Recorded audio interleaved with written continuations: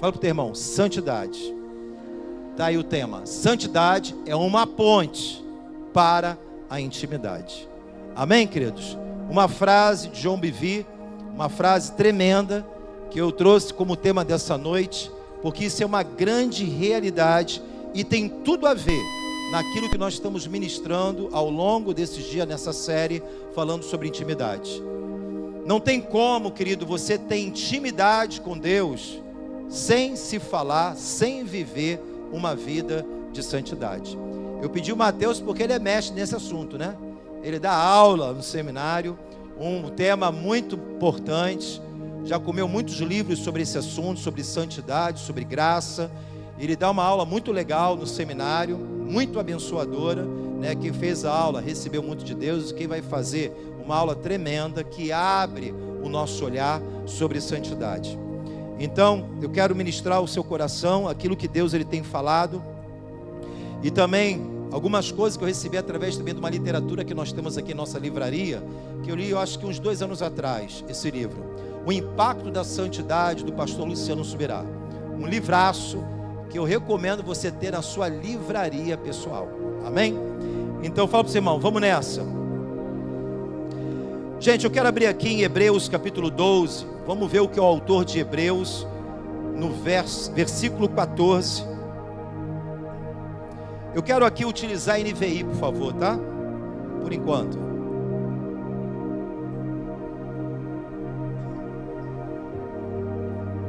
Hebreus capítulo 12, versículo 14.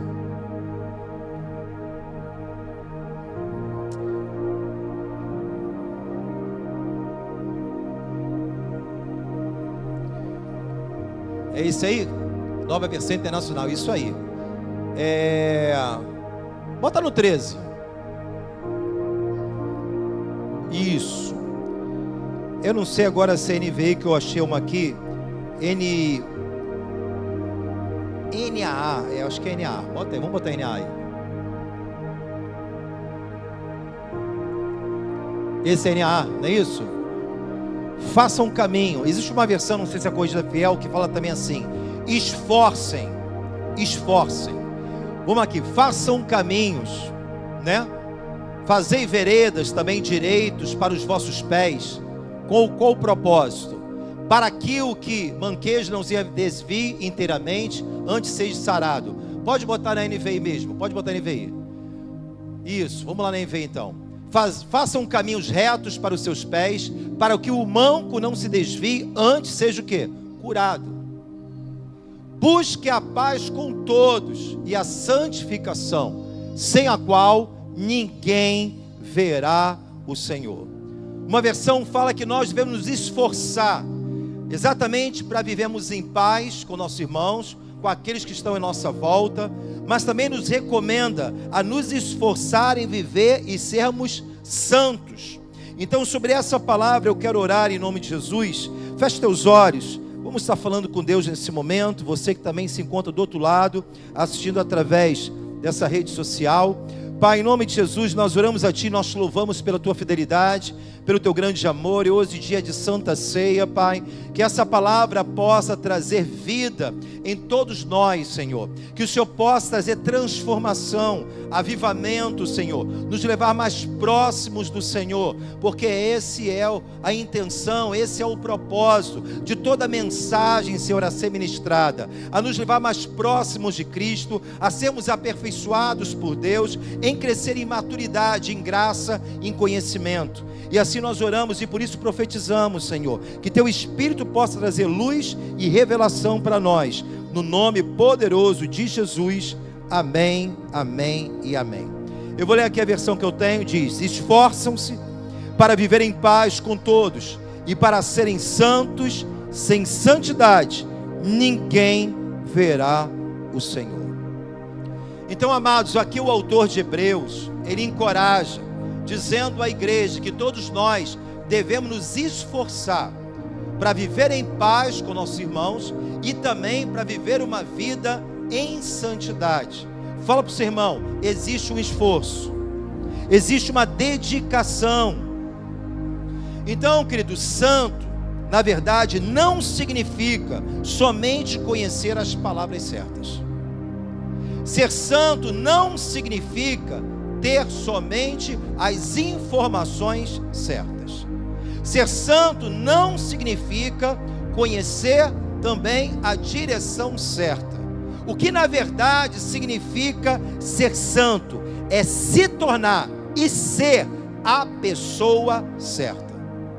Então não adianta eu ter uma quantidade de informação, conhecimento, se essas verdades não transformam a minha vida.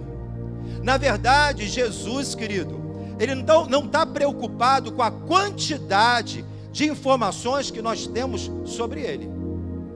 Mas na verdade, a vontade de Deus, Ele deseja, a sua expectativa está, o que nós estamos fazendo com as informações, com as palavras que são ministradas em todo o tempo em nosso coração.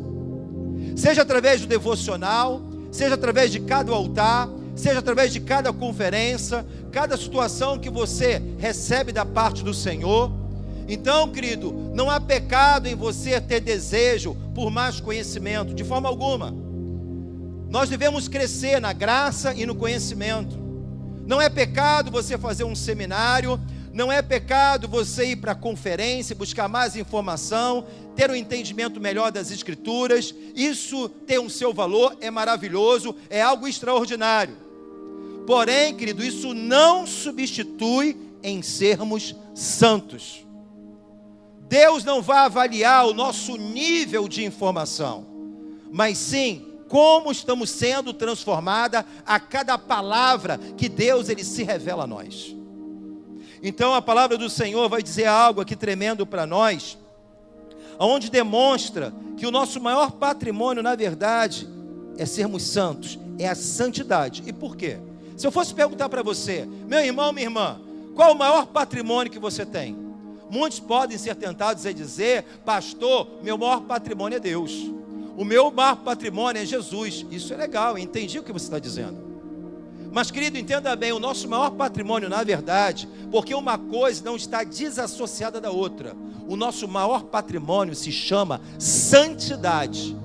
E por que a santidade? Porque sem ela não veremos ao Senhor. Então é algo que eu preciso ter foco, é algo que eu preciso velar por isso, tratar. Os meus olhos têm que estar, como é que anda a minha vida em santidade com o meu Senhor? Tem muitas pessoas, querido, que acham que somente a oração e a adoração são suficientes para tocar no coração de Deus. E eu falo para você que você está enganado. Você pode vir no culto quarta, domingo, entregar sua adoração. Você pode ter uma voz incrível, meu irmão, de muitos ouvir e se quebrantar. Você, meu irmão, pode ter ali, meu irmão, uma adoração espetacular. Mas muitos estão acreditando em ver o movimento e as manifestações de Deus somente com a oração e com a sua adoração. Sem santificação, querido, não veremos ao Senhor. Seja nessa vida, seja viver aquilo que Deus tem para nós de melhor, como também na eternidade. Então, querido, eu tenho que tomar cuidado, eu preciso valorizar aquilo que é um patrimônio para nós como igreja. Eu não posso olhar para a santidade como fosse um acessório, um adendo. Já viu quando você compra um carro? O carro ele se torna mais caro quando você vai escolhendo o acessório. Ah, eu quero um carro com uma roda melhor, né? Bota uma roda aí bacana. Eu quero um som aí mais top, não é isso? Eu quero o carro ali talvez com vidro elétrico. Isso são acessórios. E muitas pessoas estão olhando para a sua vida cristã como santidade fosse um acessório, algo opcional. Fala para o seu irmão, não é. Então eu preciso entender que não tem como ter um relacionamento com Deus, uma intimidade, tudo aquilo que está sendo construído, que tem sido derramado deste altar, se nós não entendermos sobre a verdadeira santidade, porque sem a qual nós não veremos o que? Ao Senhor. Então, queridos, é algo muito tremendo. Provérbios capítulo 9, versículo 10, na NVI, fala que o princípio da sabedoria é o que? O temor. Deus não quer que você tenha medo dele. Deus, nós aprendemos nesse altar, ele deseja que ele seja o que? Reverenciado. tudo aquilo que Ele fala ao nosso respeito, toda a sua direção, a sua sabedoria, nós precisamos ponderar, avaliar e considerar. Amém? Então, o princípio da sabedoria: você quer ser um homem sábio, uma mulher sábia? Reverencie aquilo que Deus está ministrando em cada momento sobre a sua vida, porque isso se chama o quê? Santidade. Quando nós falamos santidade, eu quero também trazer uma desconstrução, que muitas pessoas caem no abismo do legalismo. As pessoas às vezes entendem santidade como mudanças de trajes, talvez doutrinas de homens, algo que seja algo pesado para nós. E muitos de nós vivemos talvez um momento desses atrás, achando que santidade estava na roupa, santidade talvez é aquilo que era ministrado pelos homens, pegamos aquelas doutrinas e aplicamos como uma verdade espiritual. E muitos de nós chegamos a um momento que na verdade santidade não é nada disso. Isso na verdade se chama o quê? Legalismo. Pessoas colocando jugo pesado, colocando as doutrinas de homens, coisas que não tem nada a ver com a palavra de Deus. Muitas pessoas se despertaram desse extremismo, porém migraram para um outro extremismo chamado gracismo. O que é o gracismo? Tudo eu posso fazer porque Deus me perdoa. Estou vivendo no tempo da graça, pastor. Então eu posso pecar, eu posso fazer isso, fazer assim. É só pedir perdão a Deus que eu tenho a graça, eu tenho o favor do Senhor. Querido, esses são os dois grandes erros doutrinários que acontecem em muito lugar. O nosso Deus é um Deus de equilíbrio. O nosso Deus é um Deus equilibrado. Qual é o certo? Não é nem um extremo e nem o outro. O diabo, se ele não te freia, ele te acelera, enquanto o nosso Deus é um Deus equilibrado. Quando nós olhamos sobre graça, no Efésios capítulo 2, versículo 8 ao 10, muitos têm feito dessa graça uma graça barata, ou seja, aceitaram a Cristo, se batizam, mas a sua vida, o testemunho, não houve nenhum tipo de mudança. Continua convivendo com uma velha, antiga natureza. E a pergunta é: o que mudou na sua caminhada cristã? Então, quando nós olhamos para Efésios capítulo 2, versículo 8, a palavra de Deus fala: pois pela graça vocês são salvos. O que é o significado de graça? Significado mais comum que a gente ouve muito: favor o quê? Imerecido. Eu não merecia, eu não fui alcançado porque era bom, não foi pelos lindos olhos, não foi pela cor da pele, nada disso. Não foi pela minha habilidade, meu talento, porque praticava talvez boas ações, nada disso. Nós fomos salvos por uma graça maravilhosa, que por intermédio de Cristo, mediante a fé, nós fomos o quê? Alcançados. Então, querido, nós somos salvos pela graça, favor imerecido, por meio da fé. Isto não vem de vocês, é um dom, é um presente, é uma dádiva de Deus. Porém, muitos pegam esse versículo e param por aí. Ou seja, eu preciso entender o contexto, eu preciso dar continuidade. Quando você começa a caminhar no versículo 9, ele fala: olha, vocês não são salvos nem pelas obras, para que ninguém o quê? Se glorie. Ou seja, eu não sou melhor do que ninguém. Então no versículo 10 ele aponta aqui um caminho: porque nós fomos feitos por Deus, criados em Cristo Jesus, para quê? Após você ser salvo, através dessa graça mediante a fé, nós fomos salvos e feitos por Deus, criados em Cristo Jesus, para as boas obras, as quais Deus preparou previamente para que andássemos sobre elas. Então, querido, Deus não somente nos salvou, após a salvação, após o ponto de partida, o seu batismo ele aponta um caminho. Vocês foram salvos. Agora o seguinte: desde o princípio, eu preparei as boas obras previamente, para que vocês viessem a andar sobre elas. Quando Paulo fala em Efésios capítulo 4, no versículo 1, Efésios 4, versículo 1, ele fala: como prisioneiro do Senhor, peço a vocês que vivam de maneira digna do chamado que receberam. Então existe uma maneira, uma forma, um novo estilo de vida, na qualidade de uma nova criação. Jesus ele não veio fazer uma reforma em nossa vida, não. Jesus ele veio fazer uma transformação. Ele não veio fazer uma recalchutada, mas Ele veio mudar o nosso ser. O maior milagre que Deus pode operar na vida do homem, ainda que nós celebramos por milagres que aconteceram aqui nessa igreja, e nós louvamos ao Senhor, como AIDS, como câncer, como outras doenças. Isso é algo incrível, celebramos, adoramos ao Senhor. Mas, querido, o maior milagre que Deus pode fazer na vida de um ser humano é mudar o seu caráter, é mudar os seus valores.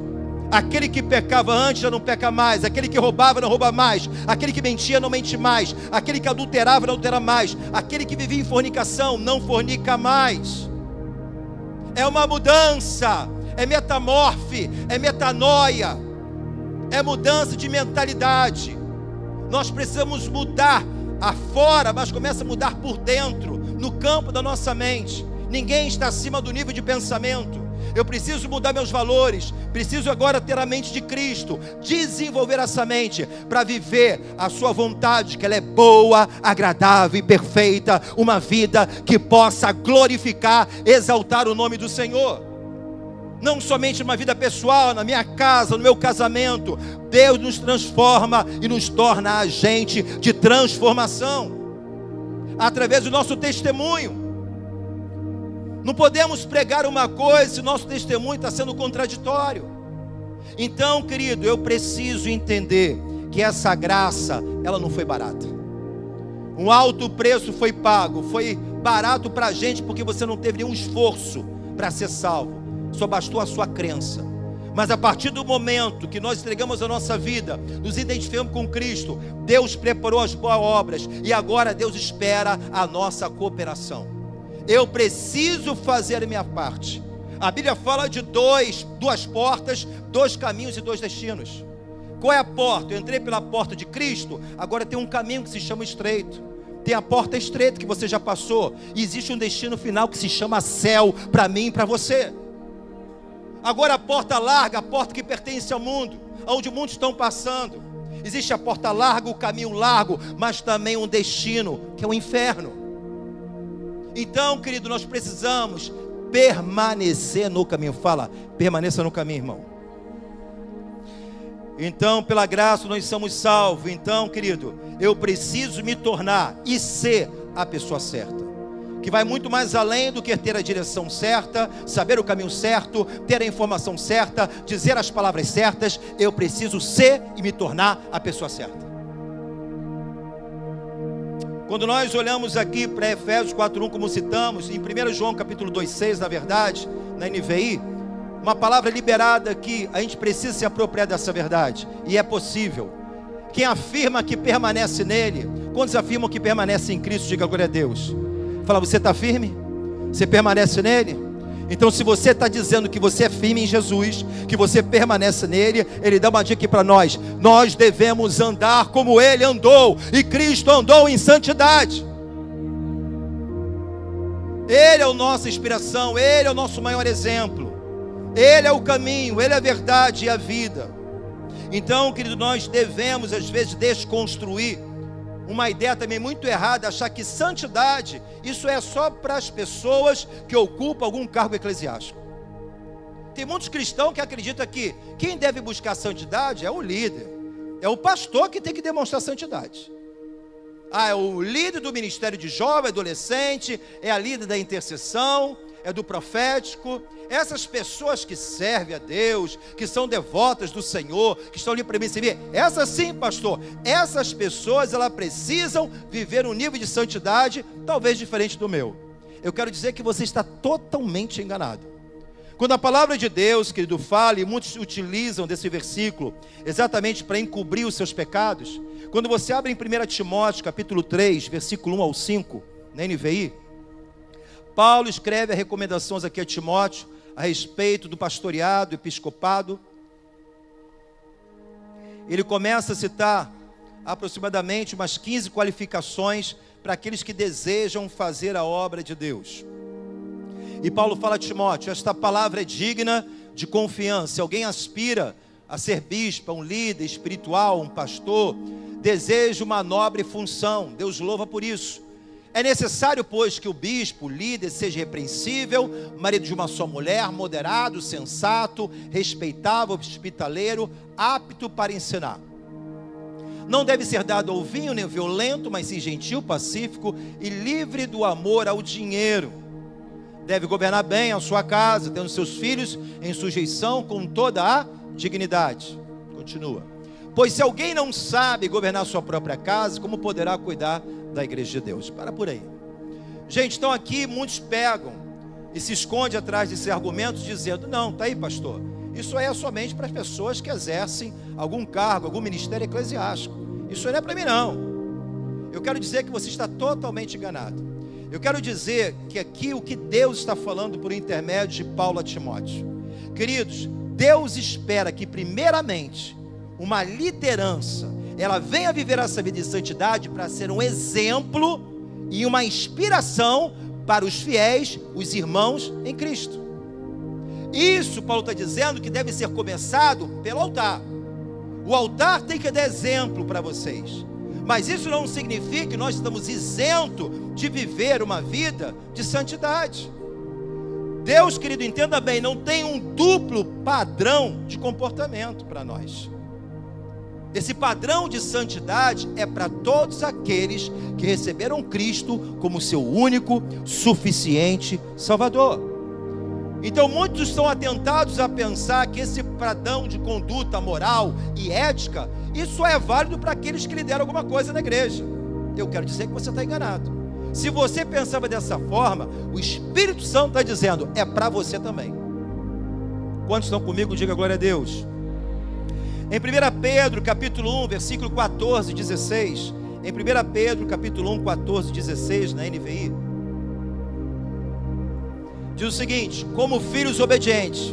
Quando são obedientes aqui, diga glória a Deus. Quero te animar, quero te levar para esse lugar. Como filhos obedientes. Querido, Colossenses vai me dizer, Paulo diz que Deus nos transportou das trevas para a sua que maravilhosa luz. Fala assim, transferência de governo.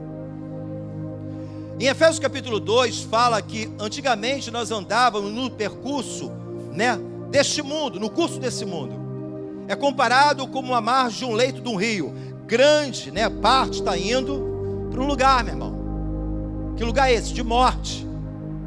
Nós estamos nesse curso desse mundo, aonde Deus nos resgatou e nos transportou para o novo reino, aonde tem suas constituições, aonde tem suas leis, que precisam ser observadas, como também obedecidas. É o reino. E nesse reinado existem leis. Antigamente andava no governo das trevas, debaixo das trevas. O príncipe deste mundo, a Bíblia fala que eram chamados de filhos de Belial. Belial, que nome bonito, pastor. O que significa? Para ser bem claro, filhos do diabo. Deus, ele não somente nos transferiu para um novo reino, mas mudou a nossa paternidade. Se outra hora era filho de Belial, agora você é chamado filho de Deus, filho de luz. Deus mudou a sua paternidade. E os filhos da luz devem andar em obediência. Porque os das trevas do mundo, ele anda em desobediência, como Paulo fala em Efésios capítulo 2.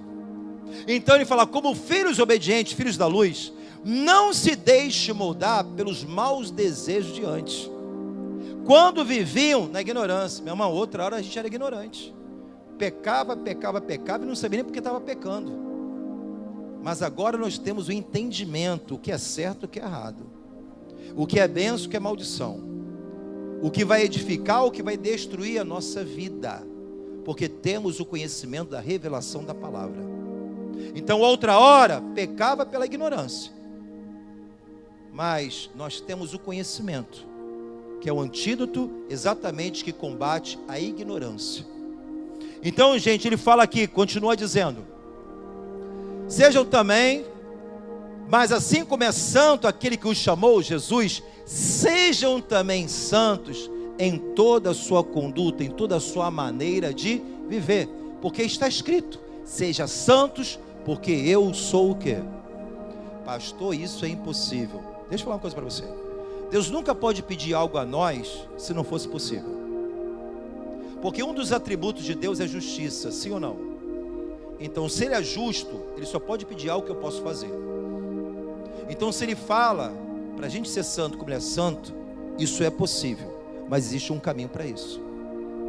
Primeiro é desejo e posicionamento, que a gente vai ver isso aqui na frente. Então, querido, quantos aqui valorizam a presença de Deus? Nós temos ministrado uma série sobre intimidade. Domingo passado eu falei do valor da presença. Muitas pessoas foram tocadas pelo Senhor, foi bênção demais. Mas pega isso aqui comigo. Se eu valorizo a Deus de todo o meu coração, de toda a minha alma, com todo o meu entendimento, com todas as minhas forças, de todo o meu coração, se realmente Deus tem valor para mim, eu preciso valorizar o meu maior patrimônio, que se chama santidade. Porque se eu não estou valorizando isso, sem ela eu não vejo a Deus. Fala para o teu irmão, está pegando? Esse é o momento de você falar assim, uau. Então, querido, em segundo aqui, viver uma vida sem santidade, na verdade, é você ficar em cima do muro. O cara não vive nem o mundo bem, e também nem vive a plenitude de Deus. Ele fica em cima do muro. Ele fica no meu mundo e fica um pezinho dentro da igreja. Ele não sabe se vive na igreja e não sabe se vive no mundo. Se há um valor dessa presença na minha vida, e se eu entendo isso, eu preciso olhar pelo aspecto da santidade com mais valor, com mais entendimento, valorizar aquilo que Deus deixou para mim. Em 1 Coríntios 7, no verso 1, na NVI, amados, está totalmente diferente essa versão da minha, né? Não sei o que é isso, cara. Amados, visto que temos essas promessas, purifiquemo-nos de tudo que contamina o corpo e o espírito. Amados, visto que estamos o quê? Debaixo de promessa. Quantos tem promessa de Deus, irmão? Ele fala, cara, limpa de tudo que te contamina o teu corpo, o teu espírito, aperfeiçoando a santidade no temor de Deus. Então a santidade, ela é aperfeiçoada a cada dia. Existem provérbios que falam que a caminhada do justo é como a luz da aurora, que vai brilhando a cada dia até o seu dia, o quê? Perfeito. Então, querido, eu preciso entender que eu preciso aperfeiçoar esse patrimônio que Deus me deu, através do temor do Senhor. Eu preciso crescer em santidade. Existe aqui algo muito legal, até que no livro fala do pastor Luciano, achei muito incrível isso. No livro de Eclesiastes, capítulo 10, versículo 1, na NVI, não é possível, né? Mudou agora? Agora está certo, né? Ah, perdão, irmão. Então vamos lá. Eclesiastes 10:1. É verdade, 2 Coríntios 7:1, né? Eclesiastes 10:1, NVI. Olha isso aqui, gente. Aqui tem dois ensinamentos. Tem um literal e tem um simbólico. Aqui tem duas mensagens para nós. Pega isso aqui. Como a mosca morta produz mau cheiro e estraga o perfume, assim é um pouco de insensatez, de alguma versão estupidez, pesa mais que a sabedoria e a honra. Isso aqui é forte, hein? Isso aqui é uma mensagem tanto literal como também é um símbolo, trazendo uma analogia também para a nossa vida, o que é espiritual. Ele está dizendo, querido, porque antigamente os perfumes do tempo antigo era feito de uma forma muito artesanal. E como é que isso era feito? Se pegava um óleo comum mesmo, e eles botavam uma fragrância de perfume dentro desse óleo e deixavam ali curtir por muito tempo. O próprio óleo, ele absorvia aquela fragrância e se tornava o quê? Um bom perfume cheiroso. Porém, aquela pessoa que preparava com todo amor e carinho, aquilo, trabalho todo artesanal, se via uma mosca, imagina agora uma mosca. Vou botar aqui um bicho mais peçonhento. Vou botar aquele bichinho que você gosta tanto, percevejo. Ele cai ali dentro. O que acontece? Contamina todo o quê? O óleo representa a unção e o nosso testemunho de vida. A mosca representa contaminação, impureza. Se vê muito dentro do quê? Dos lixos. Então, querido, está falando independente, que é uma mosca, talvez a quantidade de perfume é bem maior. E porque esse pequeno detalhe, essa contaminação, corrompe todo aquele perfume. Então, algo muito legal que é falado, porque existe algo que é falado, um ditado popular que diz o seguinte: fulano pode acertar 1000 vezes, mas se errar uma, isso não é verdade, sim ou não? Você pode ter a sabedoria e honra, como o versículo fala, durante uma trajetória de vida, mas lá no final da vida, você comete uma besteira, você será muito mais lembrado pela besteira que você cometeu, porque toda aquela vida que você construiu. É, não é verdade? Vamos dar exemplo aqui bíblico. Rei Davi é um homem segundo o coração de Deus, meu irmão, todos sabemos disso. Um homem, irmão, um adorador, é um exemplo para nós, uma inspiração. Mas quando se fala de Davi, não tem como você não lembrar do pecado que ele cometeu. A sua vida ficou marcada exatamente pelo pecado que ele cometeu, sim ou não? Davi cometeu um pecado, pastor. Ele cometeu um homicídio, um adultério, matou Urias, seu servo, não é isso? Se deitou com Betseba. Ele foi um grande homem, um cara extraordinário, um adorador. Claro que houve perdão para o seu pecado, não estou falando disso, mas marcou a sua vida. Então, quando esse ditado fala exatamente isso, né? Você pode acertar 1000 vezes, mas errar uma. O que significa? Que um pouco de coisa ruim pesa mais do que as coisas boas da nossa vida. Infelizmente, querido, ela pode ser honrada, cheia de sabedoria, mas se errar um momento da sua vida, ela será marcada exatamente por aquilo que ela cometeu. Então, gente, se cumprindo a palavra, a mosca pode encobrir o valor do perfume. Então, querido, ainda que a quantidade de perfume era maior do que a mosca, porém um pouco de insensatez acaba pesando toda a honra e sabedoria. Então, nós temos que entender que não existe nem pecadão, como também não existe o que? Pecadinho, que nós sempre ouvimos, não é isso? Na igreja? É uma verdade ou não é? Sim. Para Deus não existe pecadão e pecadinho. Porque às vezes a gente acha assim, olha, o adultério é pecado. E a mentira? Roubar é pecado. E a fofoca? Às vezes, querido, não é a grande pedra que vai te derrubar, mas são as pequenas que vai você tropeçar. Às vezes não são os grandes pecados, mas aquela mentirinha que você vai alimentando. Nada começa grande. Tudo tem um início. É um abismo chamando outro o quê? Abismo.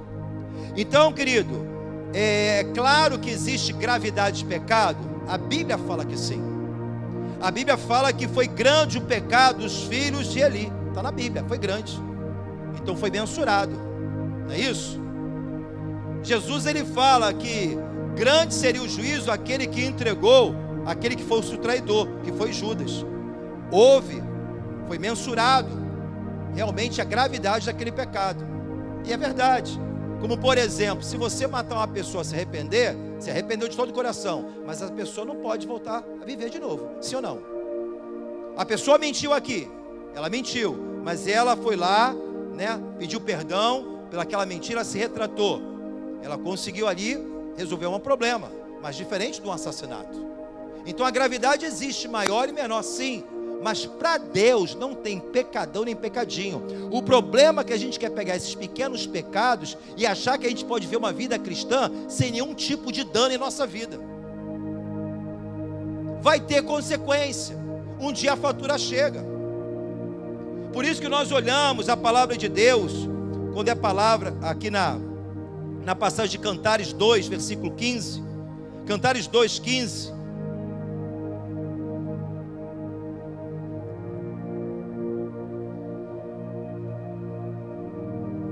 Cantares 2,15 diz: apanhe para nós as raposas, essas pequenas raposas que estragam as vinhas, nossas vinhas em flor. Então está falando das raposinhas. Fala assim: raposinha, qual é a cena aqui? Qual é a história? Você imagine uma plantação de vinha, plantação de uva, cercada ali talvez com vergalhões, não é isso? Vergalhões não, como é que fala? Aquele arame farpado, perdão. Tem aqueles postes de madeira que se coloca, né? E ali coloca aquele arame farpado, exatamente para evitar o quê? A devastação ali, para não entrar nenhum pedrador, eita, saiu.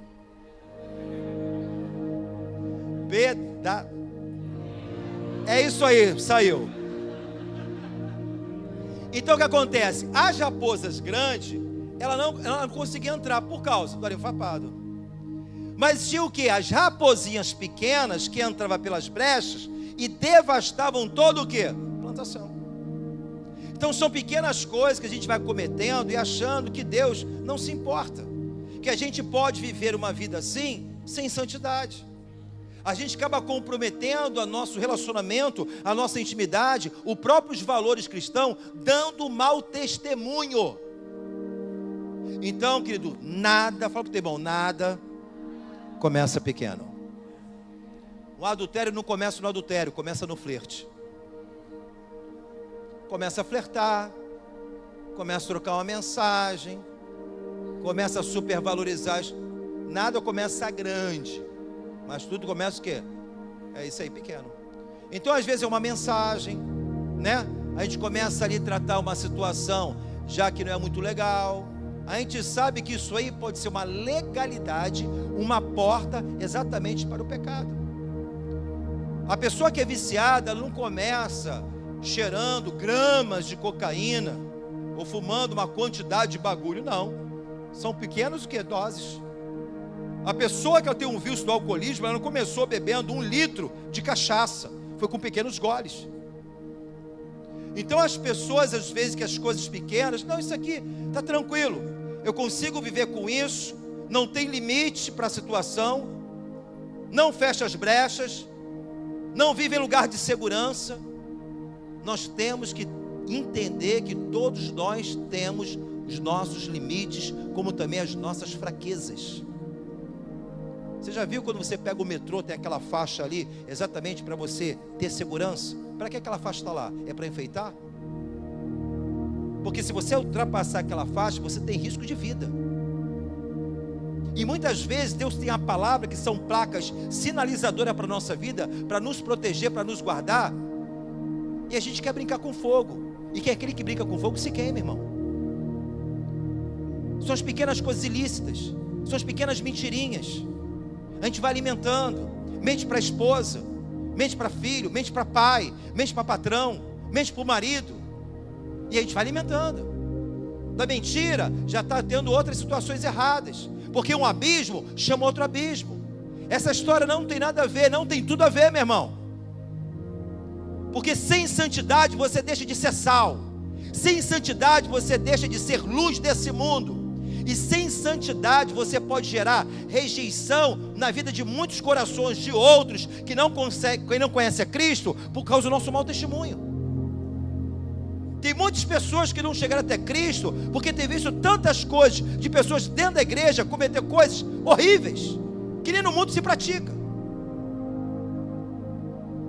Isso compromete, porque o pecado não é uma consequência que cai somente em mim, não, meu irmão. Quando a gente abre uma legalidade no mundo espiritual, a destruição vem para geral. Casa, casamento, filhos, vergonha. Mas a gente trata, anda nesse ambiente sem limite. A gente não pondera. Quando Jesus ele falou, olha, se a tua mão te faz pecar, corta, lança fora. Ele está querendo dizer uma coisa. O que ele está dizendo para nós? Que santidade vale mais do que parte do nosso corpo. Qual é a parte do teu corpo que está fazendo você pecar? Deus quer lembrar que a santidade tem que ser mais valorizada com um membro do nosso corpo, mais do que um membro do nosso corpo. Você já parou para perguntar a uma pessoa que não tem uma perna, quanto é que vale uma perna de verdade para ela? Já perguntou a uma pessoa que não tem uma mão, o que ela daria para ter uma mão? Já parou para pensar nisso? O valor de uma mão, o valor de um dedo, o valor de uma perna. Mas Deus está falando, olha, se essa mão, mesmo com todo o valor, ela existe, se ela está te fazendo você pecar, corta isso, porque você precisa valorizar muito mais a santidade do que o membro do seu corpo. Quantos estão pegando? Um pregador, na verdade, esse Cantares capítulo 2:15, o que Deus quer nos dizer? Que pequenas coisas podem trazer grandes danos para a nossa vida. Que pequenas situações que nós cometemos, nesse ditado que nós utilizamos, não tem nada a ver. Isso pode trazer grandes danos para a nossa vida. Fala para o seu irmão, não brinca com fogo. Porque o diabo não brinca de ser diabo, irmão. E nem tira férias. Pecado é quando nós abrimos uma legalidade no mundo espiritual para o diabo matar, roubar e destruir. Então pecado, irmão, tem que ser tratado como pecado. Como é que você está? Traz para a luz da palavra. Cura, arrependimento, genuíno, verdadeiro, mudança de mentalidade. Então, queridos, entenda bem, tem um pregador argentino, algo muito legal que ele falou assim, se você desse para você uma garrafa de água mineral, nesse calor cai muito bem geladinha, sim ou não? Se ele desse essa garrafa mineral com você, mas você pegasse essa garrafa e no rótulo estava escrito 98% de água potável e mineral, porém 2% de água de esgoto, você beberia? Porque Deus tem que engolir esses 2% de uma vida que estamos vivendo fora do padrão de Deus. Porque a gente tem que fazer Deus engolir uma vida que estamos vivendo às vezes de uma forma promíscua, na prostituição, na pornografia, no erro, na mentira, no adultério, nos pequenos delitos. Mas eu te adoro, Senhor. Eu quero ver a manifestação tua na minha vida. Eu quero uma obra linda. Sem santidade você não vê Deus, irmão. Deixa eu ser franco com você, verdadeiro. Eu estou falando isso, não é mensagem para te condenar, é para te salvar. Uma mensagem para você crescer e entender que vida com Deus é uma vida séria, não é uma brincadeira nem oba-oba. Ou vivemos o cristianismo, ou vivemos mais uma religião comum, como tem lá fora. Deus nos transformou para ser a imagem do Filho. Aleluia. É só você pensar, Cristo faria isso no meu lugar? Cristo tomaria essa atitude? Cristo faria isso com o seu corpo? Eu não vivo mais, mas Cristo vive em mim. W. Tozer fala algo, santos sem santidade são tragédia para o cristianismo. Santos, nós fomos separados para ser santo. Não é que você é perfeito, também não sou não, mas existe um caminho para a gente andar. Santos sem santidade são tragédia para o cristianismo. Então, querido, a ideia aqui não é colocar jugo sobre ninguém.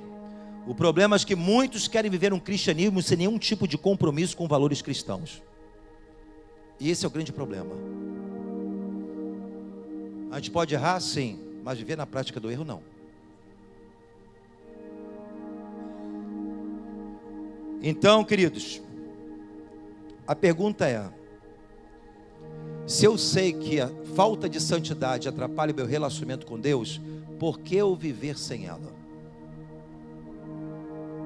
Se você entende, querido, que isso é uma barreira, o pecado nos afasta de Deus, nos separa, nos impede de ver uma vida melhor, de viver as suas promessas, os sonhos de Deus na minha vida, por que então eu viver uma vida sem santidade? Fala para o seu irmão, isso não é inteligente. Amém, queridos? Não podemos confundir longanimidade com impunidade. Tem muitos cristãos que acham que a graça é uma complacência dada por Deus para viver no pecado. Meu Deus é complacente. Sabe por que Ele me deu graça? Porque quando eu errar, eu tenho um perdão. Quando eu erro, perdão. Eu erro todo dia, peço perdão, perdão, perdão. Que cristianismo é esse que você acredita? Longanimidade não significa impunidade. Deus é longânimo, ânimo longo. Ele vai dar tempo para a gente se arrepender. Ele vai usar a boca de profeta, vai usar a palavra, vai usar pessoas, vai usar sonhos. Pode ter certeza, irmão. Mas isso não significa que Deus, Ele é complacente ao seu pecado. Longanimidade não tem nada a ver, querido. Não confunda uma coisa com outra. Deus, Ele disciplina o filho que Ele ama. E a fatura chega. Então, querido, santidade é a ponte para a intimidade. Então não podemos querer ver a manifestação, o poder. Não adianta somente adorar, levantar minhas mãos para o céu, louvar o Senhor. Sem santidade não veremos as manifestações de Deus em nossa vida. Josué capítulo 3, versículo 5 na NVI, ele diz o seguinte: santificai-vos, pois amanhã, e o Senhor fará maravilha entre vocês. Outra versão, santificai-vos hoje, porque amanhã fará maravilha no meio de vós. Santifica hoje. Você quer ver a glória de Deus, a presença de Deus, quer ver a restauração da sua casa, da sua família, quer viver um tempo novo, de recomeço, santifica, se separa, porque assim veremos a glória do Senhor.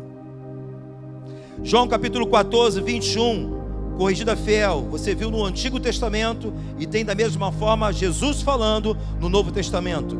Aquele que tem, aqui na corrigida fiel, aquele que tem os meus mandamentos e os guarda, esse é o que me ama. A fidelidade, meu irmão, nosso amor, a demonstração é quando nós ouvimos o mandamento e guardamos. Esse que guarda o meu mandamento e pratica, é esse que me ama. Aquele que me ama será amado do meu Pai, e eu amarei e me manifestarei a Ele. Por isso que sem santidade não veremos ao Senhor, querido. Não se iluda, não se engane. Agora a pergunta é: como viver santidade diante das tentações? Aqui tem a receita para a gente, a ferramenta. Quando nós olhamos para a oração do Pai Nosso, Jesus nos ensinou que nós devemos agradecer o pão nosso, que é diária, pão nosso de cada dia. Mas é só isso que você encontra na oração? Ele fala para que nós devemos orar para que Deus venha nos livrar da tentação também de todos os dias. Quantos aqui são tentados todos os dias? Eu sou, mais do que você talvez. Pastor não tem a orelha aqui de anjo, nem asinha. E como é que a gente vence isso? Mateus capítulo 6 ensina: ore pelo pão nosso de cada dia, sim ou não? Mas ele fala também que nós devemos também nessa oração pedir a Deus para nos livrar da tentação. O problema nosso, que nós oramos pela provisão de Deus todos os dias, mas não pedimos a Deus para nos livrar da tentação também diariamente. Pedimos a bênção, pedimos milagre, pedimos provisão, portas abertas, prosperidade, mas não pedimos: Senhor, me livra da tentação. Me guarda meu coração, abre meus olhos, me dá discernimento. Não permitem cair laços que me roubarão da tua presença, que serão impedimento da minha intimidade, do meu crescimento, de viver as tuas promessas. Nós oramos por tudo, e às vezes não oramos para Deus nos livrar da tentação. Qual o problema? Nós somente lembramos da graça de Deus quando cometemos o pecado. Nós oramos depois que a conta chegou, que a consequência veio. Após a queda, após o pecado, após está tudo uma bagunça, porque não tem essa vida com Deus antes. Me livra, Senhor, me livra, Senhor. Quantos estão pegando? Fala para o seu irmão: não existe viver santidade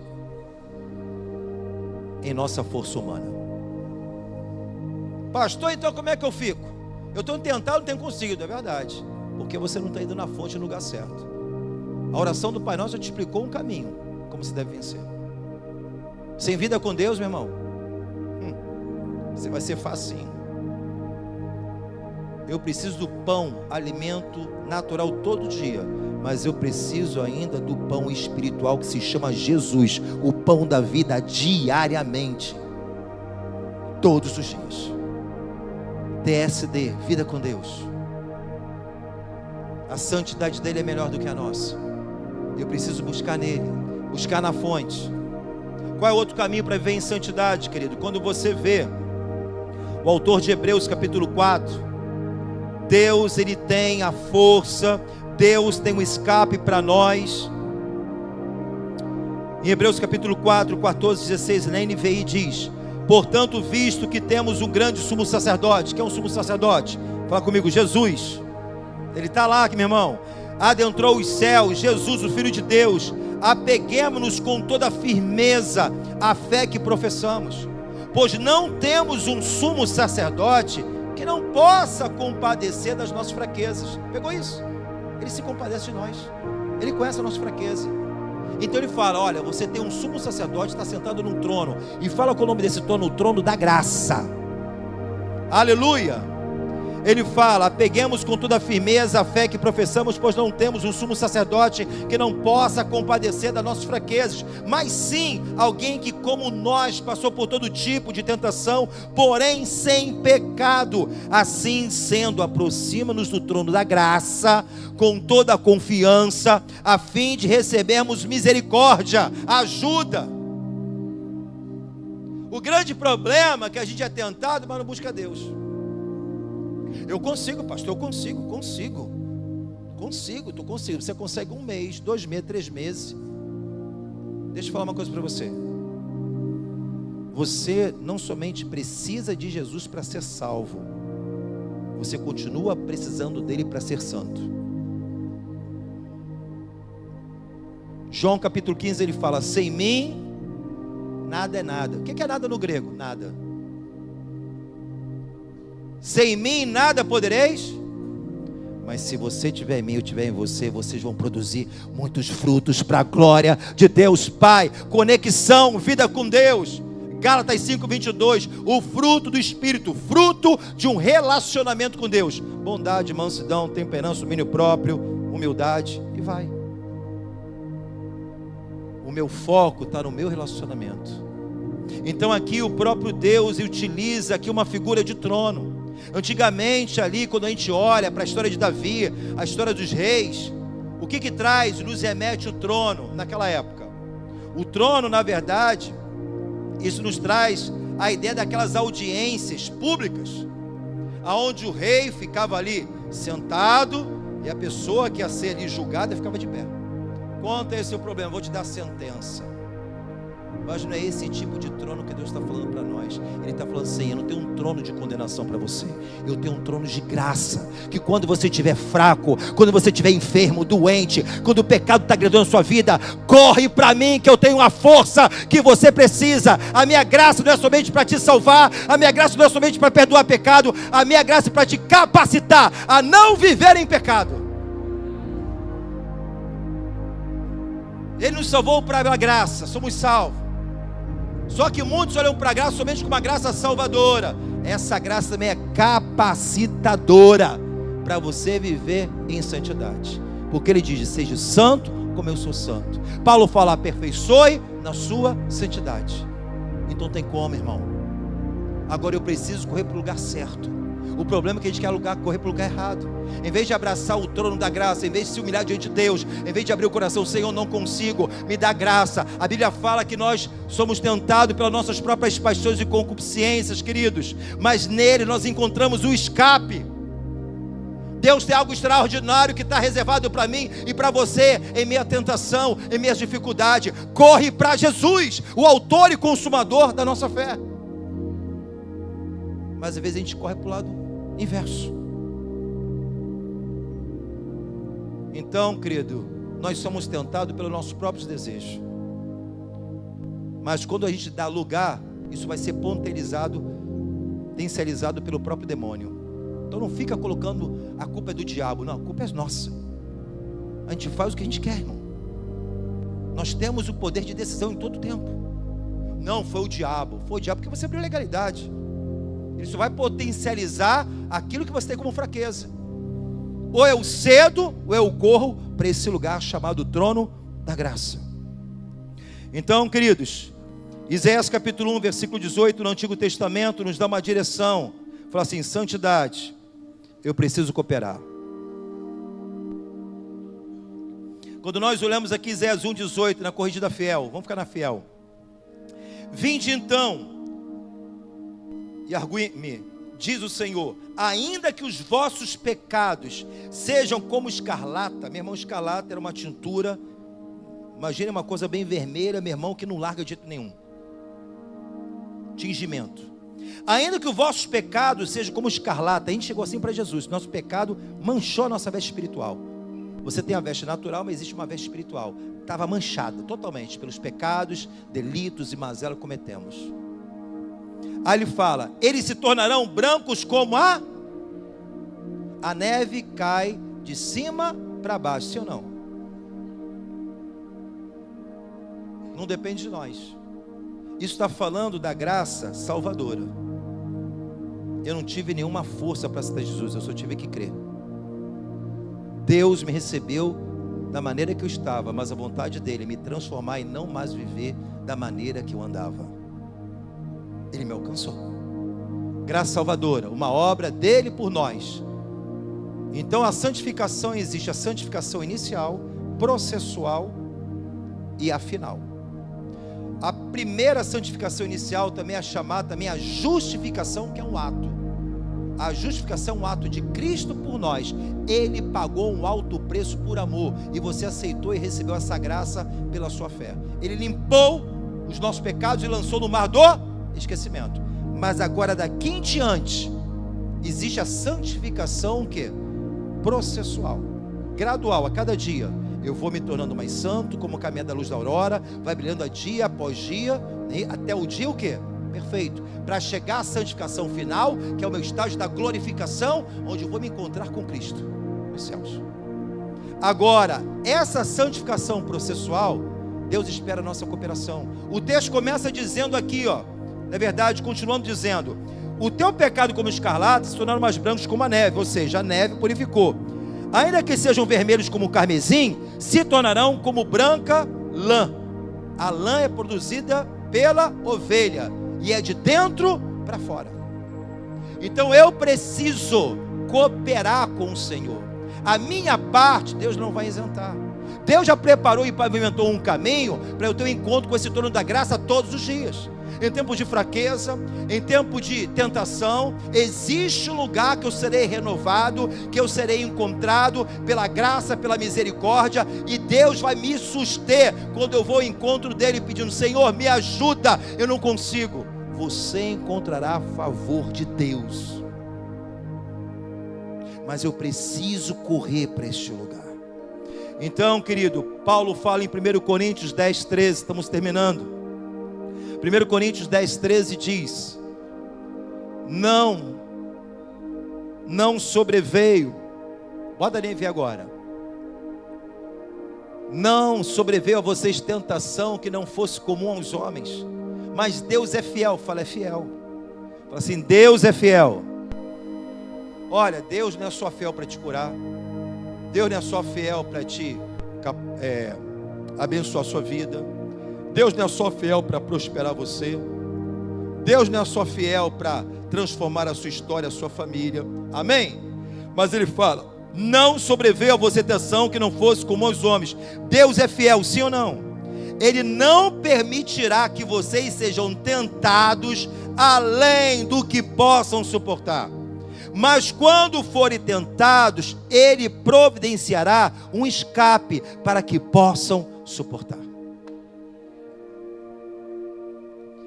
Então, querido, existe um escape maravilhoso que Deus já providenciou, preparou, para que a gente possa suportar no tempo da tentação. Então não fala para mim: eu não consigo. É porque você não quer.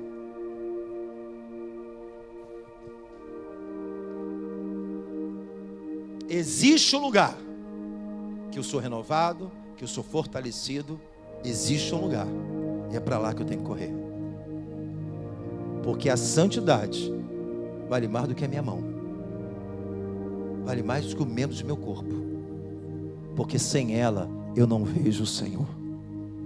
Então, querido, Billy Graham fala algo tremendo para nós, que ele diz o seguinte: todo avivamento que já aconteceu na história do mundo, ou na história da igreja, deu grande ênfase à santidade de Deus. Se nós queremos uma igreja avivada, uma igreja vibrante, uma igreja que vai crescer de uma forma correta, nós não podemos abrir, olhar para a santidade como um acessório. Nós devemos buscar santidade todos os dias. Nós devemos separar. Esse sistema do mundo é corrompido. Nós não somos mais desse mundo. A nossa pátria é celestial.